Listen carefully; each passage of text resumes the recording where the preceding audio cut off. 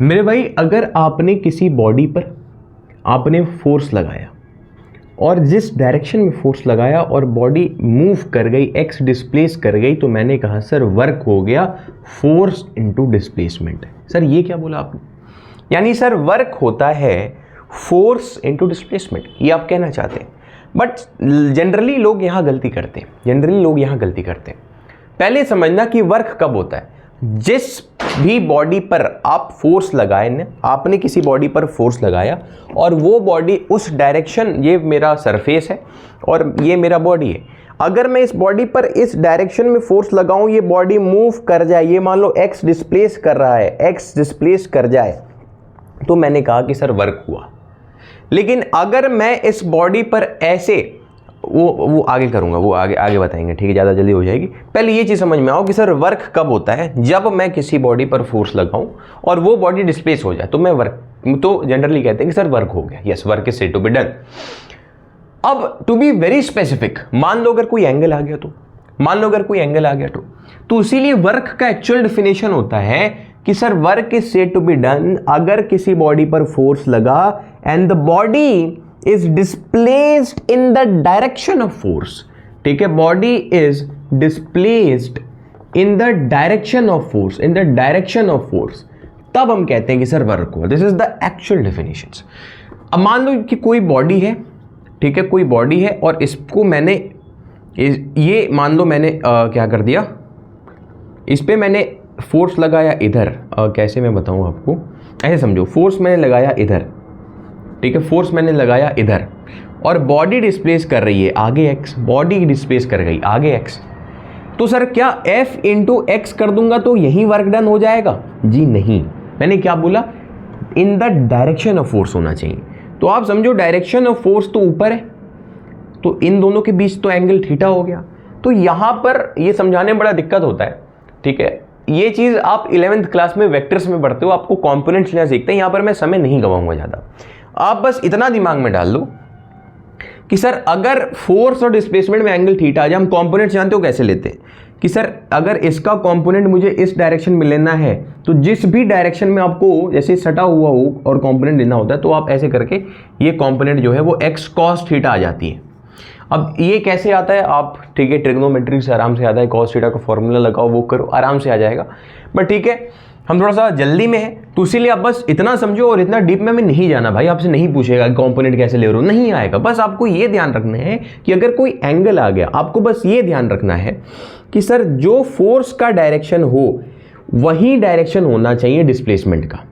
तो sir F into x cos theta will be my work. ठीक है, मतलब अगर कोई एंगल आ जाता है या फिर वर्क का एक्चुअल डेफिनेशन ये आप हटा ही दो, वर्क का एक्चुअल डेफिनेशन आप ऐसे ही ले लो कि sir F x cos theta होता है, क्योंकि आप 11th में पढ़ोगे। मैं बस ऐसे बता देता हूं कि sir work is a scalar quantity. ठीक है, ये तो आपको पता ही होगा, 9th में पढ़ा था आपने कि work is a scalar quantity. और स्केलर क्वांटिटी जो भी होती है वहां पर हम डॉट प्रोडक्ट्स लगाते हैं, dot products, this is the dot, समझ रहे हो, एफ डॉट एक्स।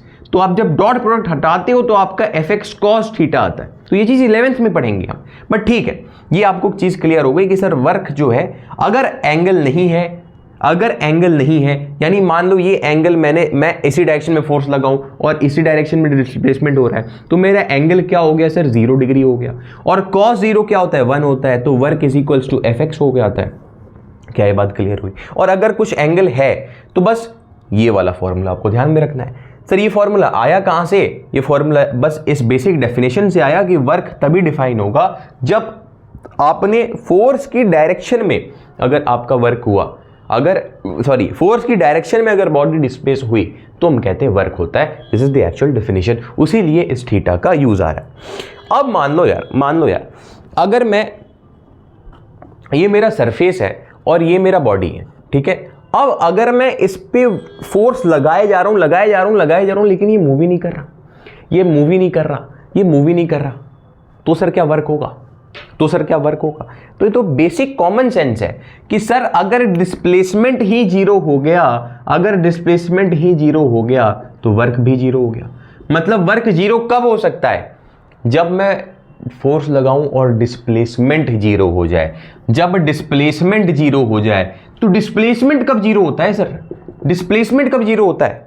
या तो बॉडी मूव ही ना करे, या तो बॉडी मूव ही ना करे, और या तो भाई डिस्प्लेसमेंट डिस्टेंस में फर्क तो पता है, या तो मान लो कोई बॉडी यहां से घूम के वापस आ गई, यहां से घूम के वापस आ गई, कैसे भी घूम के वापस आ गई, तो सर नेट डिस्प्लेसमेंट जीरो हो गया।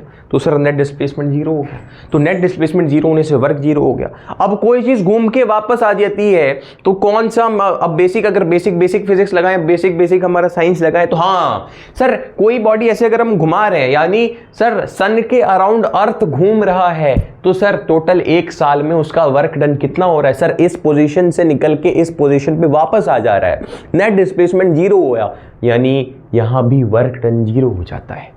क्या ये बात क्लियर हुई? क्या ये बात क्लियर हुई? अच्छा, दूसरा एक और कंडीशन होता है सर। दूसरा कंडीशन ये होता है कि मान लो मेरा एंगल 90 डिग्री हो जाए, तो पहला कंडीशन आपको क्लियर हो गया, डिस्प्लेसमेंट जीरो। दूसरा कंडीशन कि सर अगर एंगल 90 डिग्री हो जाए तो, सर एंगल 90 डिग्री हो जाए तो मतलब, और इसी के ऊपर भर भर के सवाल आपके आए हुए हैं कि सर जो कूली होता है, या फिर भाई कूली को क्यों ही खुद ही आ जाओ ना, खुद ही आ जाओ ना। मान लो मेरे पास ये एक बॉडी और मैं उसको ऐसे उठा के अपने सर पे रख लूँ, भाई हाथी पे रख लेना, भाई हाथी पे रख लेना, सर पे क्यों रख रहा है? ठीक है, हाथी पे रख ले। अब मैंने इसको ऐसे रखा और मैं सीधे चल रहा हूँ, अब मैं सीधे चल रहा हूँ, ऐसे कहीं भी चल रहा हूँ, सीधे चलूँ, सीधे चल रहा हूँ ऐसे भाई, ठीक है, मैं लीनियर मोशन में हूँ भाई, तो मेरा वर्क डन क्या होगा? वर्क डन नहीं होगा। ऐसा क्यों सर? क्योंकि मैं अगर हाथ मैंने ऐसे रखा हुआ है तो मैं इस पे फोर्स कहाँ लगा रहा हूँ? फोर्स ऊपर की डायरेक्शन में लगा रहा हूँ भाई, मैं ऊपर की डायरेक्शन में फोर्स लगा रहा हूँ, तभी तो इसका जो वेट है नीचे mg, नीचे जो वेट जिस फोर्स से धरती इसको खींच रही है, मास इनटू ग्रेविटेशन, mg से इसको धरती खींच रही है, मैं mg के बराबर फोर्स लगा रहा हूँ, तभी तो यहाँ पे रुका हुआ है।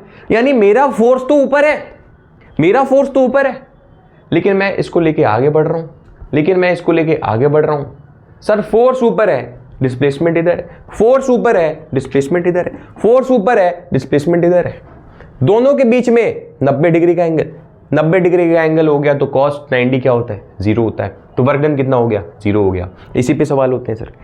अब हम PYQ में देखेंगे कि सर अगर मैं इस वेट को लेकर, अगर कोई ओली या फिर मैं ही मान लो कूली हो गया हूं, ठीक है, मैं इसको लेकर अगर मैं सीढ़ी पे ऊपर चढ़ने लग जाऊं, ठीक है, मान लो मैं इसको लेकर ऐसे किसी एंगल पे सीढ़ी पे लेके ऊपर चढ़ रहा हूं, मान लो ये सीढ़ी है, तो मैं इसको लेकर ऐसे सीढ़ी पे ऊपर चलने लग जाऊं, समझ रहे हो, मैं ऐसे सीधा चल रहा हूं, तो सर मेरा वर्क डन जीरो हो गया, क्योंकि सर 90 डिग्री का एंगल है तो cos 90 जीरो है।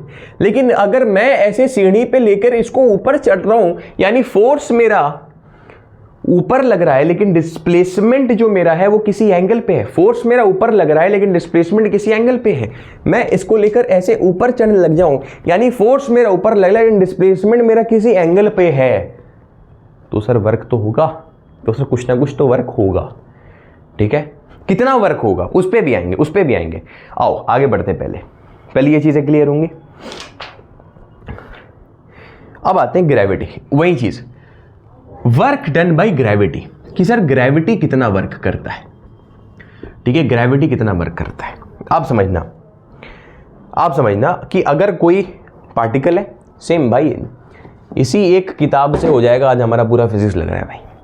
ठीक है, मैं बता, किताब का देख लो ये, ठीक है, मस्ट रीड है भाई, मतलब अभी मत पढ़ो, ये 10th का एग्जाम खत्म करो। अब ध्यान से समझना कि मैं ग्रेविटी पे हूं।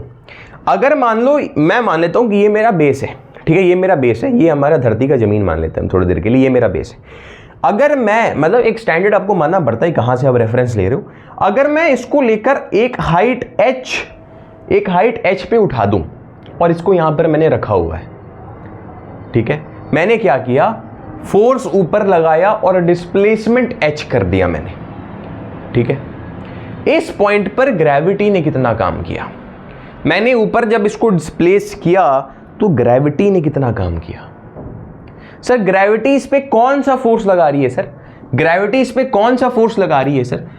ठीक है, ग्रेविटी इस पे कौन सा फोर्स लगा रही है सर, mg। ठीक है, इसका मास m है और g हमारा, ठीक है, 9.8 है, तो mg इस पे ग्रेविटी फोर्स लगा रही है। और मैंने डिस्प्लेसमेंट कितना किया सर, h किया, मैंने डिस्प्लेसमेंट कितना किया सर, h किया, तो force into displacement, force into displacement, force into displacement, यही तो ग्रेविटी। अब हम एंगल वगैरह आएंगे कि सर एंगल तो आप एंगल में हम एंगल पे आएंगे जिसपे हम पॉजिटिव नेगेटिव भी हो जाती हैं चीज़ें, लेकिन ये चीज़ क्लियर होनी चाहिए कि वर्क डन बाय ग्रेविटी जो है वो mgh होता है। वर्क डन बाय ग्रेविटी जो है mgh होता है। इतनी बात क्लियर हो रही है। अब इसी पे जो हम सवाल देखते हैं ना, जानते हो कौन से सवाल देखते हैं? वो ये देखते हैं जहाँ पर बहुत गलती करते हैं लोग। आप भी देखो, ठीक है, मैं प्रॉपर सवाल भी लाऊंगा, लेकिन पहले मुझे ध्यान में आ रहा है तो आप ऐसे समझ लो कि मान लो ये हमारी सीढ़ी है और कोई एक कूली है, मैं ही हूँ मान लो मैं, ठीक है, कूली का मैंने नया फ्रेंचाइजी खोल रखा है, इंटर्नशिप आपको लाया है मैंने, ठीक है, कूली की इंटर्नशिप करने के लिए, ठीक है, आपको ठीक है, कूली की इंटर्नशिप, कोई स्टेशन है आपका और उस पर आपको सामान ऐसे पकड़ा दिया है कि ले भैया सामान पकड़, इंटर्नशिप कर, ठीक है, 1 लाख रुपया पर एनम, 1 LPA, ठीक है, VIT से आप पढ़े हुए हो, आपको 1 LPA का पैकेज लगा हुआ है, इंटर्नशिप करने आप आए हुए। अब आप क्या कर रहे हो, यहाँ से आप चढ़ रहे हो, ठीक है, और आपको दे रखा है कि सर यहाँ पर 1 2 3 4 5 6 सीढ़ी है, 6 स्टेयर्स है और हर एक स्टेयर का जो हाइट है वो 2 सेंटीमीटर है, ठीक है, और आप चढ़ रहे हो। इसका आपको मास दे दिया जाएगा, इसका आपको मास दे दिया जाएगा और आपसे बोलेगा कि सर आप यहाँ से चढ़ते चढ़ते चढ़ते चढ़ते यहाँ पर जब आप पहुँचोगे तो सर आपने कितना वर्क किया, तो सर आपने कितना वर्क किया। अब लोग एकदम माथा पीछी कर रहे हैं भाई, अरे बाप रे बाप, सर ये मुझे निकालना होगा, सर ये पूरा मुझे डिस्टेंस निकालना होगा, ये जो डिस्प्लेसमेंट निकालना होगा, सर कितना हुआ, ये हुआ, ये हुआ। यहीं पे आपकी फिजिक्स आती है, यहीं पे आपकी ग्रेविटेशनल वर्क आता है। ग्रेविटेशनल वर्क ये कहता है कि सर मुझे फ़र्क पड़ता है। ग्रेविटेशनल वर्क एक ऑर्थोडॉक्स पेरेंट्स है, आप ऐसे समझो, ग्रेविटेशनल वर्क एक ऑर्थोडॉक्स रिलेटिव है, पेरेंट्स नहीं, रिलेटिव, एक ऑर्थोडॉक्स रिलेटिव। आपने 1 साल 2 साल क्या तैयारी करी, आप किस रास्ते पे, मान लो भाई यहां पर आप पहले थे, ठीक है, और यहां पर आपको पहुंचना था, ये आपका एग्जाम का रिजल्ट है, ऐसा समझो भाई। आप किन सीढ़ियों से कितने घूम घूम कर आप ये लोड लेकर उस जगह तक पहुंच रहे हो, उनसे ग्रेविटी को कोई लेना देना नहीं है। Gravity is Orthodox relative. इसको केवल इस चीज से मतलब है कि भाई तू इनिशियली यहां था, भाई तू इनिशियली गधा था, मैंने बोला हाँ, तू फाइनली भी गधा है, या फिर मतलब फाइनली तू कहां पे पहुंचा। उनको केवल इतने से मतलब है भाई, वो आपकी जर्नी नहीं देखेंगे। They don't give about your journey, ठीक है, उनको बस मतलब है कि सर आप इनिशियली यहां थे, आप फाइनली यहां पर पहुंच गए क्या। मतलब सर मुझे ये सब फर्क नहीं पड़ता कि सीढ़ी का ये निकालो, फिर ये डिस्प्लेसमेंट, फिर ये डिस्प्लेसमेंट, फिर ये डिस्प्लेसमेंट, मुझे ये सब नहीं करना भाई। मुझे बता रखा है कि 6 सीढ़ियां हैं, हर एक सीढ़ी का हाइट मुझे 2 सेंटीमीटर है, यानी इनको मल्टीप्लाई कर दूंगा तो मुझे पता चल गया कि sir 12 centimetre is the height. Sir mass मुझे पता है, सर जी मुझे पता है, मेरा वर्क डन आ जाएगा mgh, खत्म। मतलब वर्क डन बाय ग्रेविटी केवल डिपेंड करता है इनिशियल और फाइनल पोजीशन पे। आप किसी भी रास्ते से आओ, फाइनल बेटा कितना रिजल्ट आया, बेटा पास हुआ फेल हुआ, खत्म बात। तूने 2 साल मेहनत करी, किस किस चीजों से गुजरा, they don't give about that, ठीक है। आगे बढ़ते हैं भाई। अब हमारे पास यूनिट्स ऑफ वर्क एक चीज आती है, यूनिट्स ऑफ वर्क। देखो मैं सवाल सारे कराऊंगा, ठीक है, सवाल बहुत सारे करेंगे, ठीक है, लास्ट 20 ईयर के सवाल करेंगे, आपसे कुछ नहीं बचेगा। पहले टॉपिक खत्म करो, ठीक है। अब ढंग से देखना सर यूनिट ऑफ वर्क क्या होता है। भाई joule is the unit of work, भाई joule is the unit of work. फिर एक सवाल आता है कि सर जूल को डिफाइन करो, ठीक है, साथ साथ चल रहा है प्रीवियस ईयर, मैंने दिमाग में फिट है भाई। एक वीडियो बनाने से पहले भाई, अब मैंने कितने बार बता रखा है, एटलीस्ट 5 घंटे का एक काम चलता है, ठीक है, एक वीडियो बनाने से पहले। 20 साल के प्रीवियस ईयर में एनालाइज करता हूँ, फिर सारे टॉपिक्स को देखता हूँ कि हाँ सर ये से सारे टॉपिक्स है, इस हर एक टॉपिक में कितने सवाल आए, सारे सवाल मेरे दिमाग में आने रहते, तब जाके एक वीडियो बनता है भाई। आप समझो, हेलो यस, 1 जूल को डिफाइन करते हैं, वो पीछे कहता है। सर 1 जूल क्या होता है? 1 जूल ऑफ वर्क, यानी सर सीधा आपको अगर कुछ भी ऐसा कुछ डिफाइन करने को आ जाए, मैं आपको एक तरीका बताता हूँ, कुछ भी ऐसा डिफाइन करने को आ जाओ, बस आपको ये पता रहना चाहिए कि सर ये वर्क का यूनिट है। अब 1 joule is equals to work बराबर क्या होता है? Force into displacement. फोर्स क्या होता है सर? फोर्स क्या होता है? Mass into acceleration into displacement. अच्छा, फिर सर मास क्या होता है सर? केजी। एक्सेलरेशन क्या होता है सर? मीटर पर सेकंड। अच्छा अच्छा अच्छा अच्छा ठीक है, हटाओ हटाओ, उधर उधर जाना ही नहीं हमें, उधर जाना ही नहीं, उस डायरेक्शन में जाना ही नहीं था भाई। फोर्स का यूनिट बताओ 1 न्यूटन, डिस्प्लेसमेंट का यूनिट बताओ 1 मीटर, खत्म सवाल, आपने डिफाइन कर दिया। आपको 1 न्यूटन दिख गया, आपको 1 मीटर दिख गया, आपको सिंपल बोलना है कि सर वर्क डन, या फिर बोलो 1 joule is actually work done when 1 newton of force is applied and when the body displaced 1 metre in the direction of force of 1 newton. तो जो वर्क डन हुआ वो 1 जूल हुआ, सिंपल सी बात। अब जूल और ये एसआई यूनिट है और इसका एक सीजीएस यूनिट होता है, ये याद होना चाहिए, अर्ग होता है, इनमें रिलेशन होता है, 10⁷ अर्ग होता है, ठीक है। ये मैंने कभी याद नहीं किया, देखो कैसे करते हैं इसे। 1 न्यूटन होता है सर 1 kg मीटर पर सेकेंड स्क्वायर, मैंने बताया था मास इंटू एक्सेलरेशन, और 1 मीटर है तो फिर से मीटर लिखने के बजाय मैंने स्क्वायर कर दिया। अब ढंग से समझना, ढंग से 1 kg, अब मुझे ये आपका आ गया किस चीज़ में, ये आपका आ गया एसआई यूनिट। अब मुझे सीजीएस यूनिट में इसको कन्वर्ट करना है, तो मैंने क्या किया कि सर 10⁻³ ग्राम कर दिया, ठीक है। मीटर लिखा हुआ है यानी 10⁻² सेंटीमीटर का होल स्क्वायर यानी सेंटीमीटर का स्क्वायर। क्लियर हो रही बात? मीटर के बदले मैंने सेंटीमीटर, उसके बाद होल स्क्वायर और डिवाइडेड बाई सेकंड का स्क्वायर। मैं इन सब को ले गया कि भैया भागो आप। अब ये हो गया सर 10⁻³ मल्टीप्लाइड बाई 10⁻²² या 4 और 10⁻7। ये तो पता होगा भैया कि अगर बेस से में तो पावर जुड़ जाता है, ऐसे कभी याद नहीं किया मैंने, कभी याद नहीं किया, आपको इसी डायरेक्शन से चलना है, ठीक है। ये आपको चीजें क्लियर हो। फिर हमारे पास टॉपिक आता है कि सर पावर क्या होता है, शक्ति। अब शक्ति थोड़ा सा मुझे बकैती करने का मन कर रहा है, उसी पहले मैं आ रहा हूं। फिजिक्स के अंदर पावर कुछ अलग चीज है, लेकिन बाहर में जो आप पावर सुनते हो कि भाई पावरफुल बनना है, पावर होनी चाहिए जीवन में, पावर होना चाहिए, इसका मतलब क्या होता है, थोड़ा सा बकैती करूंगा। पावर का एक्चुअल अगर आप डेफिनेशन पे जाओगे ना, तो पावर का डेफिनेशन कुछ ऐसा हुआ, पावर का अर्थात ये हुआ कि अगर आपको कोई काम कराना है, ठीक है, फिजिक्स की बात नहीं कर रहा मैं, ठीक है, मैं फिलोसफी के अंदर जा रहा हूं।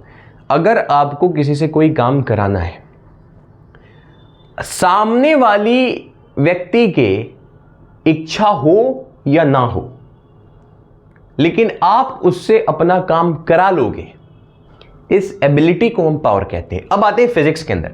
फिजिक्स के अंदर पावर का मतलब होता है sir work, rate of doing work, ठीक है। आप कितनी जल्दी कोई काम कर लेते हो, उतना ज्यादा आपको माना जाएगा कि आपके अंदर उतनी पावर है। रेट ऑफ डूइंग वर्क यानी वर्क पर यूनिट टाइम, ठीक है। जितना कम समय में जितना ज्यादा काम कर लो, आपका पावर उतना ज्यादा होगा, ठीक है। एक आदमी 10 मिनट में कोई काम कर रहा है, सामान एक जगह से वो दूसरी जगह पहुंचा रहा है, और एक आदमी 2 मिनट में एक जगह से उतने ही डिस्टेंस पे सामान पहुंचा दे रहा है, तो 2 मिनट वाला ज्यादा पावरफुल है, ज्यादा पावर है उसके पास, ठीक है, ठीक है। इतनी बात क्लियर हो रही है सर, इतनी बात क्लियर हो रही है। ये भी एक स्केलर क्वांटिटी है, ये भी आपको क्लियर समझ में ही आ रहा है सर कि scalar divide by scalar time is scalar quantity. हम आगे बढ़ते हैं। अब पावर का एक और फॉर्मूला होता है, you have to know that, कि सर वर्क, ठीक है, मैं डायरेक्टली बता दूं तो फोर्स इनटू डिस्प्लेसमेंट होता है, फोर्स इनटू वेलोसिटी होती है, ठीक है। ये चीज आपको क्लियर होनी चाहिए, ये आएगा वेरी इंपॉर्टेंट। लेकिन ये याद कैसे करते हैं सर, ये आया कहां से, तो भाई वर्क बराबर होता है force into displacement divide by time, और सर डिस्टेंस बटे टाइम, डिस्प्लेसमेंट बटे टाइम क्या होता है सर, वेलोसिटी होता है। यहां से वो आता है सर, यहां से वो आता है, कोई बड़ी बात नहीं है sir, it's not a very big task, all right. अब सर पावर के भी यूनिट पे आते हैं, पावर के भी यूनिट पे आते हैं, तो पावर का यूनिट होता है दिखा वत्ते वत्ते वत्ते वत्ते वत्ते वत्ते दिखा, तो वट होता है वट, ठीक है। पावर का यूनिट इज वट। क्या ये बात क्लियर हुई? पावर का यूनिट क्या हुआ सर, वट हुआ, ठीक है। ये बात क्लियर हुई, पावर का यूनिट क्या हुआ सर, वट हुआ, ठीक है। पावर का एक और यूनिट होता है, ठीक है, पावर का एक और यूनिट होता है हॉर्स पावर, ठीक है, घोड़े का power, horse power. Horse power में कैसे होता है कि सर 746 वाट, ठीक है, is equals to 1 horsepower. क्या ये बात क्लियर हुई? क्या ये बात क्लियर हुई? ठीक है, इस पे प्रीवियस ईयर में आया है सवाल, 1 नंबर का इस बार भी आएगा कि सर 746 वाट बराबर 1 हॉर्स पावर, ठीक है, 1 वाट। और पावर को सिंपली अगर आप डिफाइन वो 1 वाट, अब पूछेगा कि सर 1 वाट क्या होता है, तो 1 वर्क बटे 1 टाइम, और वर्क क्या हुआ सर 1 जूल बटे पर यूनिट टाइम।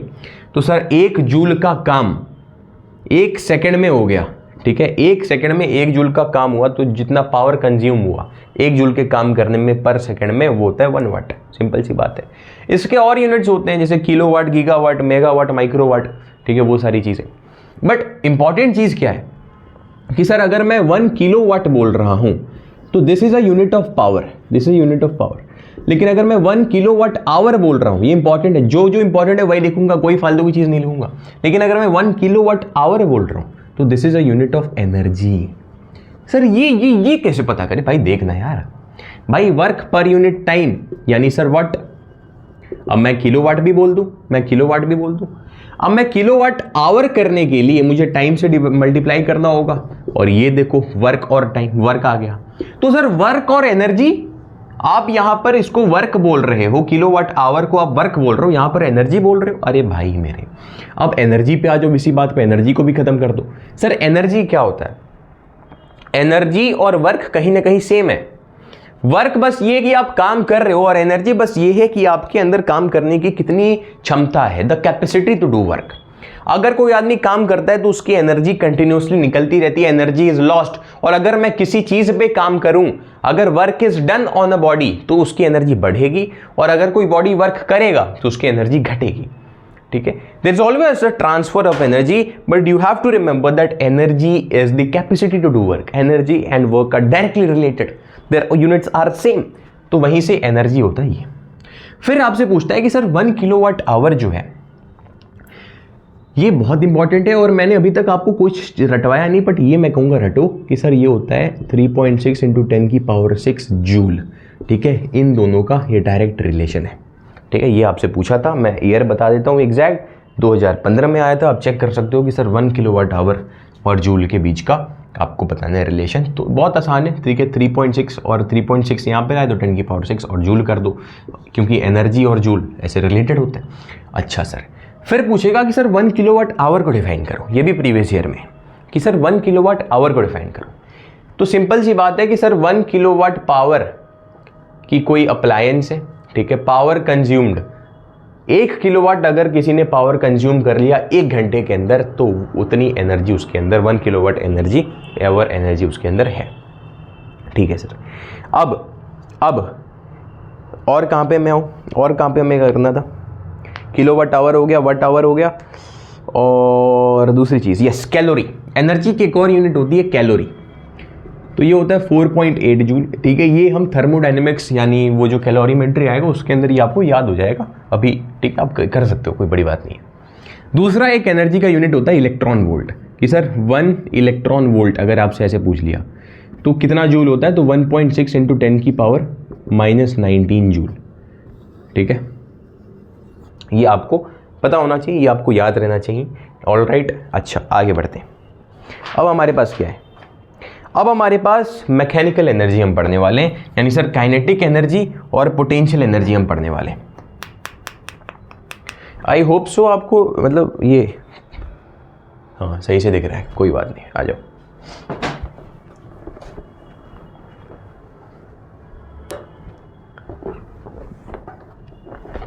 आ जाओ, ध्यान से सुनना कि सर एक होता है पोटेंशियल एनर्जी और एक होता है हमारे पास kinetic energy. Sir potential energy और काइनेटिक एनर्जी, पोटेंशियल एनर्जी क्या होता है भाई? बंदे के अंदर पोटेंशियल है भाई, बंदे के अंदर पोटेंशियल है।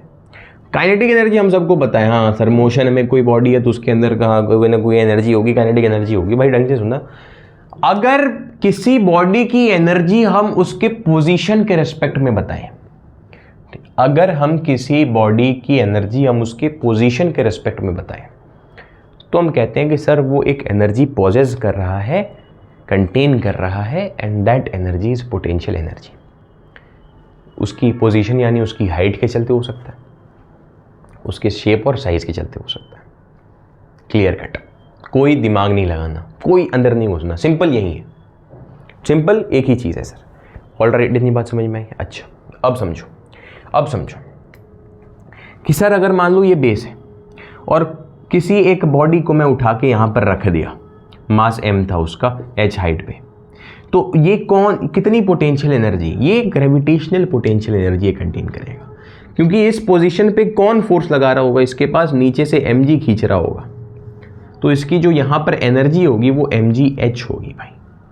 ठीक है, ये आपको याद रखना कि इस पॉइंट पे इसकी जो एनर्जी है वो इसके पोजीशन के चलते, इसके हाइट के चलते, हाइट जीरो रख दूँ पोटेंशियल एनर्जी जीरो हो जाएगी।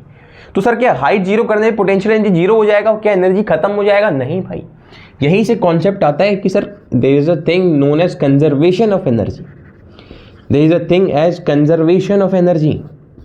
यानी सर ये आपने बचपन से पढ़ा हुआ है, और ये हम फिजिक्स में बोलते हैं ना, और जो एथिस्ट होते हैं, atheist, yes many of you must be atheist, ठीक है, ठीक है, दिस इज डेमोक्रेटिक कंट्री, ठीक है, आप सेक्युलर बनना चाहते हैं, there is no issue in that, but ठीक है। तो आप यहाँ पर साइंस में पढ़ते हो कि sir energy can neither be created, Albert Einstein ji ने कहा था कि energy can neither be created nor be destroyed. यानी सर एनर्जी कभी बन ही नहीं सकता और ना ही आप एनर्जी को डिस्ट्रॉय कर सकते हो, ठीक है। और यही चीज़ हमारे गीता में कही हुई थी कि सर सोल को ना ही हम डिस्ट्रॉय कर सकते हैं और सोल ना ही कभी बना है, ठीक है। आत्मन जो है हमारा, आत्मन कहीं से बन के नहीं आया, वो हरदम से थी, सनातन से था वो, और ना ही आत्मन को किसी चीज़ से काटा जा सकता है, किसी चीज़ से जलाया जा सकता है, किसी चीज़ से गिलाया जा सकता है, कुछ नहीं किया जा सकता, ठीक है, वो ना ही दिखेगा।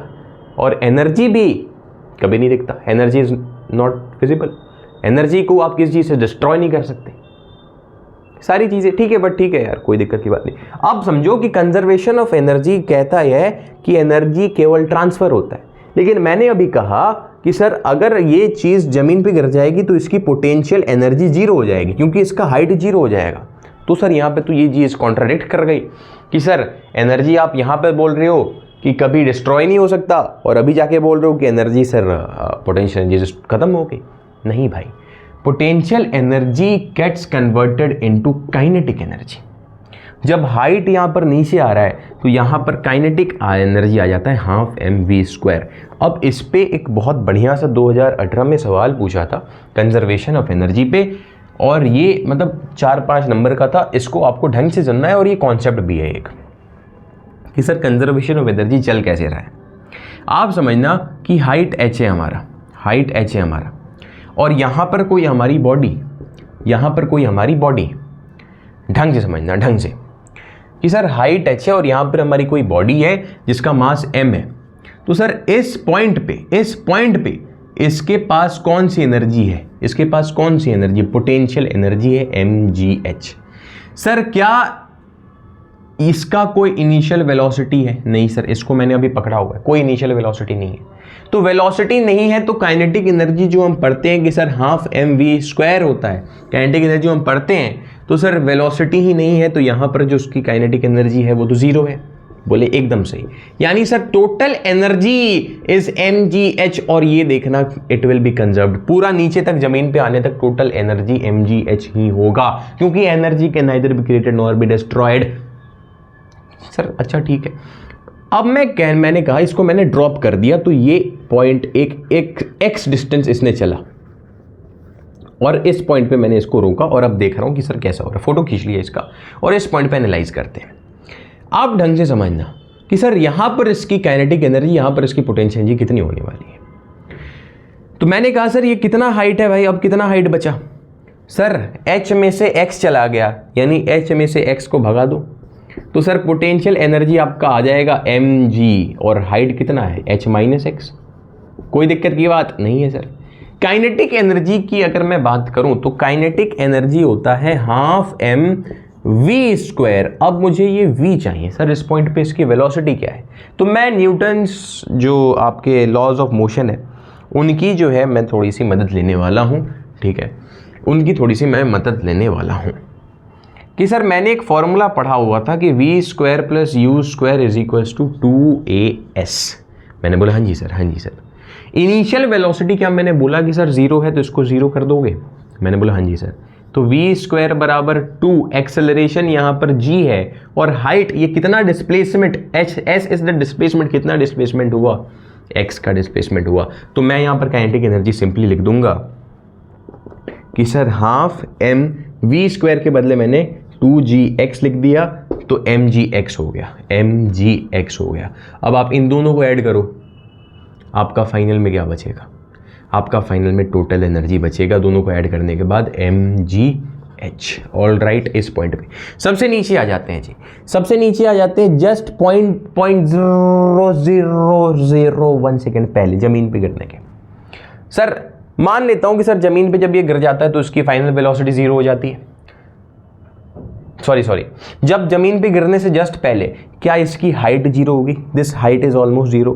तो इस पॉइंट पे सर पोटेंशियल एनर्जी क्या मेरा 0 हो गया, सिंस मेरा हाइट 0 है। मैंने बोला हाँ जी सर। लेकिन अगर मैं काइनेटिक एनर्जी की बात करूं तो क्या ये हाफ mv² होता है? v² के बदले यहां पर वेलोसिटी फिर से सेम फॉर्मूला में लगाऊंगा, 5-6 फॉर्मूला हम नहीं चलते भाई, कि sir v² + u² = 2gx, sorry 2as। Initial velocity मैं यहीं से मान रहा हूं 0 है, तो v² = 2g और डिस्प्लेसमेंट यहां से यहां कितना हुआ, h का डिस्प्लेसमेंट हुआ। ऑल राइट, तो मैंने यहां पर mv² के बदले मैंने 2gh लगा दिया, ये गया और फाइनल काइनेटिक एनर्जी mgh आया। और फिर से मैंने टोटल एनर्जी निकाला तो mgh energy can neither be created not be destroyed, energy remains constant, energy only changes its state, only energy केवल ट्रांसफर हो सकता है from one state to another. क्या ये बात क्लियर है? अच्छा आगे बढ़ते हैं जी, ठीक है आगे बढ़ते हैं। अब समझना कि एक तो हमने ग्रेविटेशनल पोटेंशियल एनर्जी की बात करी कि सर ग्रेविटी अगर कोई हाइट h पे, अगर धरती से कोई हाइट h पे चीज़ है तो वो एक पोटेंशियल एनर्जी पॉजेस करता है क्योंकि उसके ऊपर फोर्स लग रहा है। तो मैंने उसकी एनर्जी बता दी कि सर mgh होता है। वैसे अगर मान लो कोई एक स्प्रिंग है और स्प्रिंग ऐसे सिंपल है और इसको मैंने लेके ऐसे करके दबा दिया, इसको मैंने ऐसे करके दबा दिया, तो ये पूरा ऐसे दब चुका है, तो इसके अंदर एनर्जी कंटेन्ड है। मैंने जब इसके ऊपर फोर्स लगाया यानी इसके ऊपर काम किया, काम करने के चलते इसके अंदर एनर्जी कंटेन हो गया। मैंने वर्क किया, वर्क करने के चलते इसकी एनर्जी बढ़ गई। कौन सी एनर्जी बढ़ गई भाई? पोटेंशियल एनर्जी इसके अंदर आ चुका है, पोटेंशियल एनर्जी इसके अंदर आ चुका है, जो आप 11th में जाके पढ़ोगे हाफ के x² होता है, हाफ के x² होता है। मैं इसको मिटा देता हूँ भाई वरना आप कहोगे बीपी भी बढ़ने लग जाएगा। ये 11th में आप सारी चीज़ें पढ़ते हो, स्प्रिंग के अंदर जो एनर्जी होती है। अब इसके अंदर एक एनर्जी है, अगर मैं यहाँ पर एक डिब्बा ऐसे रख दूँ और ऐसे छोड़ दूँ तो पक से करके पूरा डिब्बा भग जाएगा। सर ये कैसे? और ये जब एक्सपेरिमेंट किया हम लोगों ने, स्प्रिंग को ऐसे कैसे दबाया और कोई ऐसी चीज़ रखी और छोड़ा तो पक से करके वो वापस रिकंस्ट्रेंट हुआ अपने ओरिजिनल पोजीशन पे और जो भी चीज़ उसके सामने थी उसने उसको भगा दिया।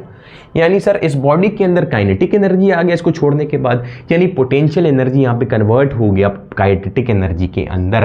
There is again a conversion और इस एनर्जी को हम इलास्टिक पोटेंशियल एनर्जी बोलते हैं, इलास्टिक पोटेंशियल एनर्जी या फिर स्प्रिंग पोटेंशियल एनर्जी, जो भी बोल लो आप। क्या ये बात क्लियर है सर? अच्छा, अब एक रिलेशन आता है, आपके प्रीवियस में बहुत पूछा हो, बहुत सवालों में काम आएगा कि सर काइनेटिक एनर्जी और मोमेंटम में एक रिलेशन होता है, एक रिश्ता होता है और उस रिश्ते को समझते हैं। मैं बोलूँ कि सर काइनेटिक एनर्जी जो है वो हाफ mv² होता है भाई। मैंने बोला एकदम सही। मैंने कहा कि सर अगर मैं m से मल्टीप्लाई और डिवाइड कर दूं तो मेरे को तो कोई फर्क नहीं पड़ा ना, m से मल्टीप्लाई डिवाइड कर दूं तो कोई फर्क पड़ा क्या? नहीं सर। तो सर मल्टीप्लाई होने से ये m² v² और डिवाइड बाई 2m हो गया और फिर मैंने थोड़ा सा और ध्यान लगाया तो ये mv का whole square divide by 2m हो गया और फिर मैंने थोड़ा सा अपने ज्ञानार्जियों को इस्तेमाल किया, तो मेरे को पता चला कि सर मोमेंटम होता है m इंटू वी, तो सर यहाँ पर मोमेंटम होता है p² divide by 2m। This is the basic relation between kinetic energy and potential energy, sorry momentum. ठीक है, क्या ये बात क्लियर है? अब धीरे धीरे ये रिफल खत्म हो रहा है भाई, मुझे समझ नहीं आ रहा क्यों।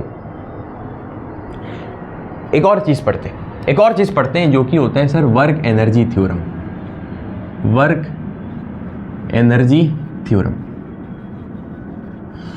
एनर्जी थ्योरम सिंपल सा एक ही चीज़ कहता है, क्या कहता है कि सर अगर किसी बॉडी पर मैंने फोर्स लगाया और वो मूव कर गया तो उस पर जो वर्क हुआ, ठीक है, work done on a body is equals to change in kinetic energy.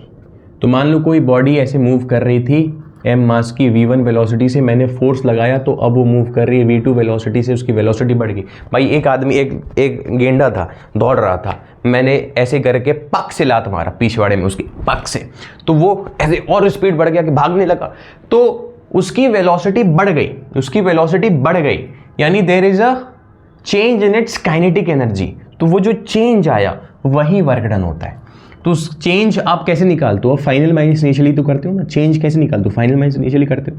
तो हाफ m मास तो सेम है, v2 का square minus half m v1 का स्क्वायर, सिंपली आप देखो तो half m v2 minus v1 का whole square. This is the work energy theorem कि सर वर्क और काइनेटिक एनर्जी रिलेटेड है ईच अदर के, एक दूसरे से, ठीक है।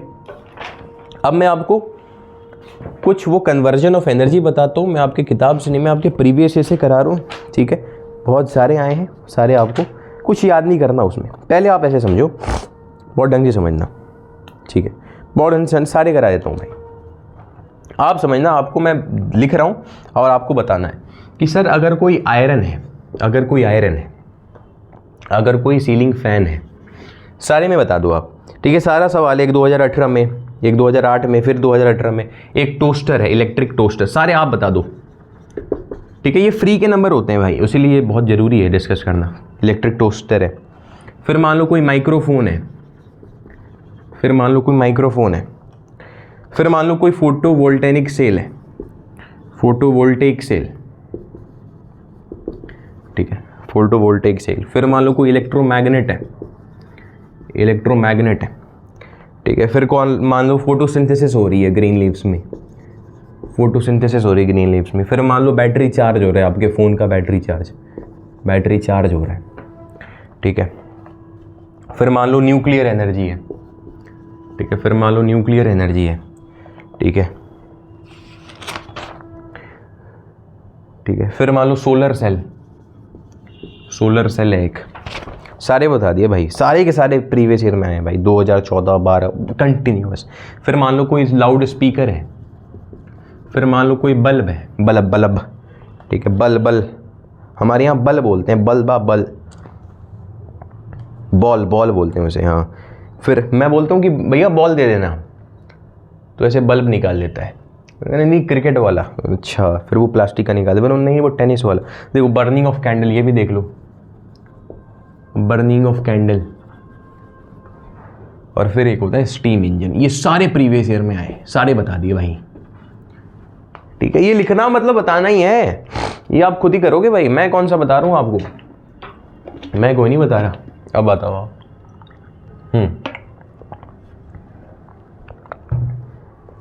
चचा बताना क्या है? अरे चचा ये तो बताओ कि आपने बताना क्या है। मैंने बोला सुन मेरे भाई बड़े ध्यान से, कि ये सारे जो मैंने लिख रखे हैं यहाँ पे, तन्ने सिंपली ये बोलने हैं कि इनमें एनर्जी कन्वर्जन क्या हो रहा है, समझे मेरे भाई, कि सर एनर्जी कन्वर्जन क्या हो रहा है यहाँ पे। मतलब अगर कोई आयरन है तो उसमें कौन सा एनर्जी कन्वर्जन होगा? सर आयरन जब मेरा नाम भी ना आयरन, मेरे दादाजी आयरन बोलते हैं मुझे, आयरन, हाँ। तो आयरन अगर कोई है, आयरन मैन भी बोला जाता हूँ मैं वैसे, ऑलराइट। तो आयरन जो है, मतलब मैंने इसको प्लग में लगाया, प्लग चलाया, गर्म कर रहा हूँ, यानी सर प्लग में जलाया मतलब इलेक्ट्रिकल एनर्जी, और गर्म कर रहा हूँ यानी हीट एनर्जी। इलेक्ट्रिकल एनर्जी से हीट एनर्जी, पूरा नहीं लिख रहा मैं, सिंपल।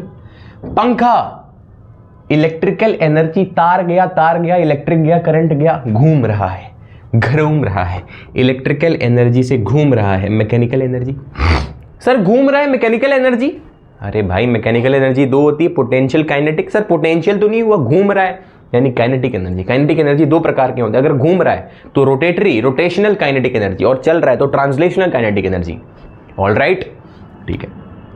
इलेक्ट्रिक टोस्टर है, फिर से इलेक्ट्रिकल एनर्जी से हीट एनर्जी, भाई प्लग मैंने चलाया, उसके अंदर गया, गर्म कर दिया।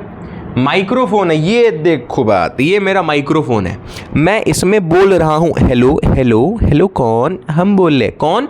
हम बोले, यानी सर बोल रहा हूँ, यानी साउंड एनर्जी, ये तार के अंदर जा रहा है और फिर उसके अंदर गया और फिर आपको सुनाई, यानी इलेक्ट्रिकल एनर्जी, साउंड एनर्जी से इलेक्ट्रिकल एनर्जी।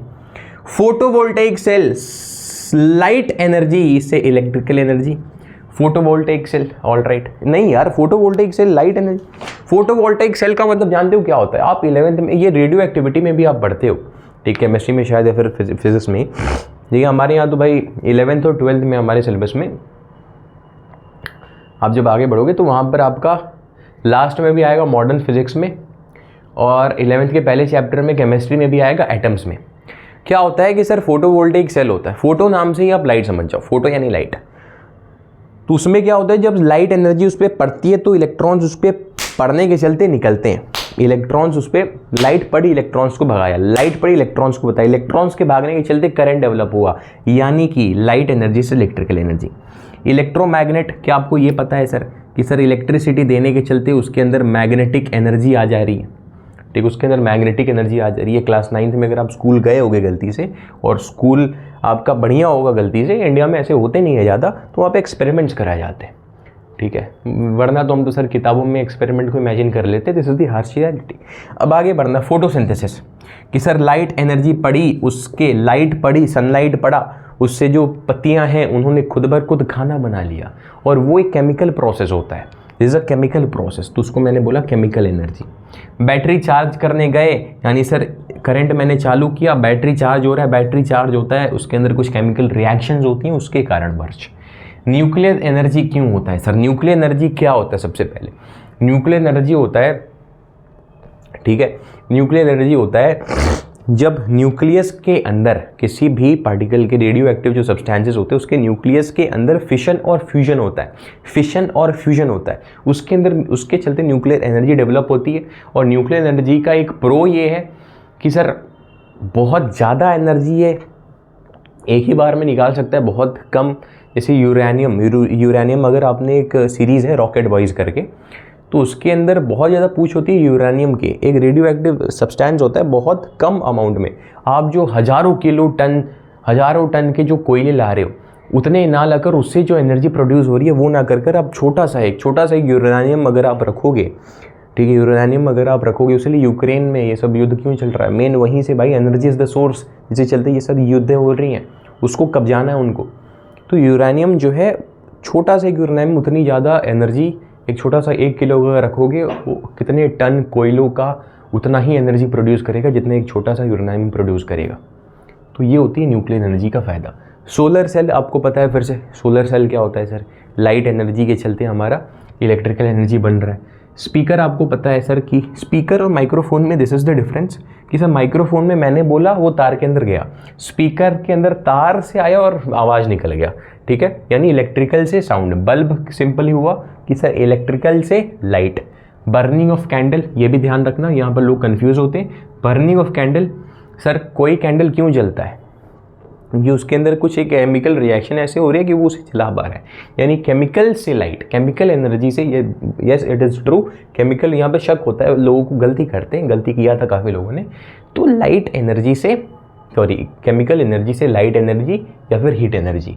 और फिर स्टीम इंजन की मैं बात करूँ तो फिर से आपका आया स्टीम इंजन, मतलब क्या हुआ, आपने कोयला वगैरह डाल रहे हो, कोयला क्यों डाल रहे हो? क्योंकि उसके अंदर कुछ केमिकल रिएक्शंस होते हैं, उससे आपका क्या हो रहा है, हीट प्रोड्यूस हो रहा है या फिर मैकेनिकल एनर्जी प्रोड्यूस हो रहा है।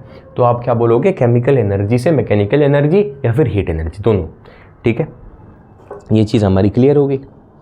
अब मैं, ये आपका चैप्टर खत्म हो गया, मैं कुछ सवाल देख लेता हूँ, कुछ अगर डिस्कस करने लायक है तो नहीं, ठीक है। डिसएडवांटेज आपसे पूछा था कि सर न्यूक्लियर एनर्जी के डिसएडवांटेज बताओ। तो न्यूक्लियर एनर्जी का डिसएडवांटेज यही है कि सर रेडियो एक्टिव होता है तो बहुत ज़्यादा हार्मफुल होता है, इसके चलते ऐसे परमानेंट डिजीजेज हो जाते हैं जो कि कंट्रोल भी नहीं कर सकते आपको, तो आपको एक कंटेंट चीज़ों में करना होता है, ठीक है। फिर आपके पास आ रहा है कौन सा चीज़, ऑल राइट, एक आपसे ग्राफ पूछता है, ठीक है, आपसे पूछा तो नहीं है, पूछा था क्या कभी? आपसे पूछा नहीं है, किताब में आपके दिया हुआ है, और ये ग्राफ जिस दिन पूछ ले, ठीक है, मातम बन जाएगी पूरी जगह, क्योंकि इस पर कोई मतलब पढ़ के तो सारा जाएगा लेकिन कर नहीं पाते, कोई पता नहीं क्यों। भाई ध्यान से, आपका सिंपली एनर्जी और यहाँ पर आपका हाइट, सिंपली इतने पे चल रहा है। काइनेटिक एनर्जी और पोटेंशियल एनर्जी का ये होता है, आप ध्यान से समझना। मान लो ये हाइट h है, मान लो ये हाइट h है, आप समझो जब आप हाइट पे, किसी एक हाइट पे होते हो तो आपके पास कौन सी एनर्जी होती है सर? Potential energy. और जैसे जैसे हाइट आपका घट रहा होता है पोटेंशियल एनर्जी घट के जीरो हो जाता है, तो ये वाली लाइन आपकी पोटेंशियल एनर्जी होगी। मान लो आपका हाइट जो है वो जीरो है, जस्ट जीरो है, तो सबसे ज़्यादा कौन सी एनर्जी होगी सर? Kinetic energy. और जैसे जैसे आप हाइट बढ़ाओगे आपका काइनेटिक एनर्जी घटेगा, तो दिस इज काइनेटिक एनर्जी। ठीक है, सिंपल सा एक ग्राफ, ठीक है, ये आपको दिया होगा, काफ़ी लोग गलत कर देंगे, इसमें ये लिखे थे।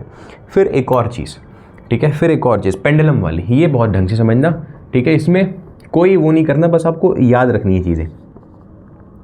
मान लो एक पेंडुलम है और वो टू एंड फ्रो मोशन कर रहा है, तो वो कैसे करता है sir to and fro motion? आपको भी पता है, ठीक है, ऐसे जाता है वो। अब वो इस पॉइंट से इस पॉइंट पे इस पॉइंट पे गया, इस पॉइंट से इस पॉइंट पे गया, ठीक है, इस पॉइंट पे गया, तो यहाँ पर फिर जाके ऐसे ऐसे ऐसे होते हैं, तो यहाँ पर जाके वो रुक के वापस आ रहा है ना, यहाँ पर रुक रहा है, यानी फाइनली यहाँ पर इस पॉइंट पे अगर मैं इसको फोटो खींच लूँ, तो फोटो खींच के देखो तो यहाँ पर रुका हुआ होगा, फाइनली वो रुकेगा एक पॉइंट पे, वो ऐसे रुकेगा और फिर वापस जाएगा, तो जिस पॉइंट पे रुका है तो यानी वेलोसिटी इसकी जीरो है, और वो मैक्सिमम उतना ऊपर जा सकता है, मैक्सिमम उतना ऊपर जा सकता है, यानी इसी को हम एक्सट्रीम बोलते हैं, यानी इसी को हम एक्सट्रीम बोलते हैं। अच्छा, और अगर सर कोई चीज़ रुकी हुई होती है, तो रुकी हुई होती है तो उसके अंदर जो एनर्जी होगी वो कौन सी होगी सर? पोटेंशियल एनर्जी होगी। क्या ये बात आपको क्लियर है? क्या ये बात आपको क्लियर है? और पोटेंशियल एनर्जी होगी, ये जो हाइट मैक्सिमम उठा मान लो h है, तो पोटेंशियल एनर्जी कितना होगा? mgh होगा, सिंपल सी बात।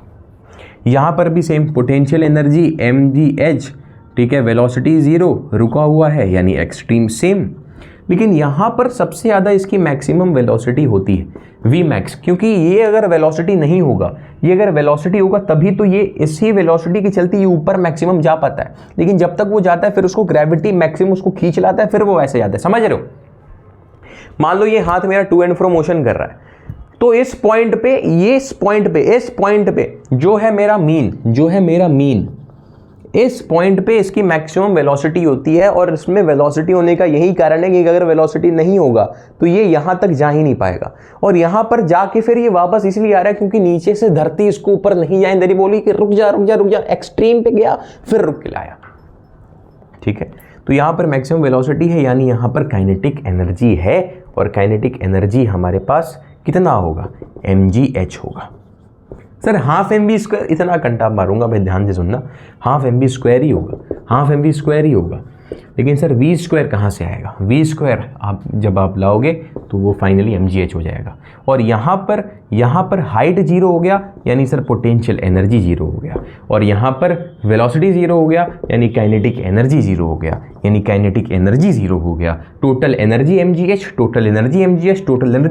Energy can neither be created nor be destroyed, ठीक है, it can only be transferred, ठीक है। अब एक आखिरी सवाल करवा के मैं आपको घर भेजता हूँ, ठीक है। एक आखिरी सवाल 2015 में आया था, कह रहा है कि सर मान लो कोई चीज़ मुझे कैच करनी है, तो मैं उस चीज़ को कैच करने के लिए मेरा वर्क डन नेगेटिव क्यों होता है, या फिर क्रिकेट के फील्डर्स का वर्क डन नेगेटिव क्यों होता है? मान लो AB डिविलियर्स कोई बॉल आ रही है उसको कैच कर रहे हैं, ठीक है, कोई बॉल आ रही है उसको कैच कर रहे हैं, तो मेरा वर्क डन नेगेटिव क्यों हुआ?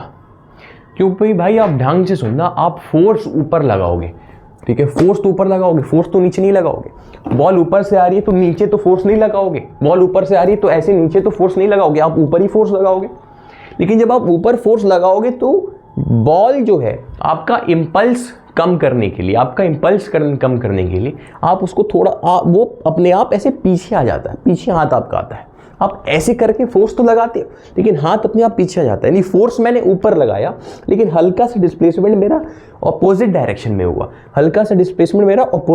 में हुआ, यानी फोर्स इधर डिस्प्लेसमेंट इधर, यानी एंगल फोर्स और डिस्प्लेसमेंट के बीच का एंगल मेरा 180 डिग्री, और कॉस 180 डिग्री यानी नेगेटिव -1, तो इसके चलते वर्क डन मेरा नेगेटिव हो जाता है। ऐसे करके आपको एक्सप्लेन करना है कि सर अगर कोई फील्डर कोई चीज़ कैच करता है, कोई बॉल कैच करता है, तो उसका वर्क डन नेगेटिव हो जाता है इस कारण के चलते।